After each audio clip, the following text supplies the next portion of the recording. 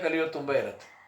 ಆಮೇಲೆ ಅವರು ಹೇಳಿದಂಥ ವಿಷಯಗಳನ್ನು ಅಳವಡಿಸ್ಕೊಳ್ಳೋದು, ಅವರ ನಡೆನುಡಿಗಳು, ಅವರ ಹಾವಭಾವಗಳಿಂದಲೇ ರಾಯರಲ್ಲಿ ತುಂಬ ಕಲಿಯಬೇಕಾದದ್ದು ಸೌಜನ್ಯ, ತುಂಬ ಸೌಜನ್ಯ. ಎಂದೂ ನನಗೆಲ್ಲ ಗೊತ್ತು, ನನಗೆಲ್ಲ ಗೊತ್ತು, ನೀವೇನು ಅನ್ನುವ ಮಾತೇ ಅವರ ಗ್ರಂಥಗಳಲ್ಲಿ ಎಲ್ಲೂ ಕಾಣೋದಿಲ್ಲ. ಎಲ್ಲೇ ಏನೇ ಹೇಳಿದ್ರು ಹೌದಾ ನೋಡುವ, ಅವರು ರಾಯರ ಬಗ್ಗೆ ಎಲ್ಲ ಹೇಳ್ತಾ ಗ್ರಂಥಗಳಲ್ಲಿ ಆ ಮಾತನ್ನೇ, ಅವರ ಗ್ರಂಥ ಶೈಲಿಯನ್ನು ನೋಡಿದ್ರೆ ಗೊತ್ತಾಗತ್ತೆ. ಇದೇ ಜಯತೀರ್ಥರಿಂದ ರಚಿತವಾದ ಶ್ರೀಮನ್ಯಾಯಸದೆಗೆ ಪರಿಮಳ ಬರೆದಿಯಾರವರು ರಾಯರು. ಬರಿಬೇಕಾದ್ರೆ ಏನು ಬರಿಬೇಕು? ಟೀಕಾಗಾಂಭೀರ್ಯ ಮುದ್ದರ್ಥಂ ವ್ಯಾಸರಾಜಾದಯ ಕ್ಷಮಃ.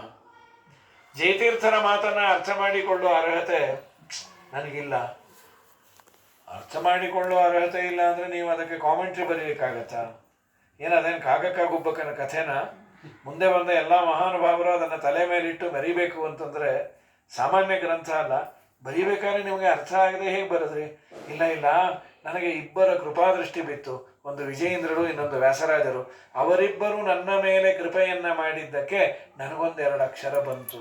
ಎಂಥ ಸೌಜನ್ಯಶೀಲತೆ ರಾಯರದು. ಸರಿ,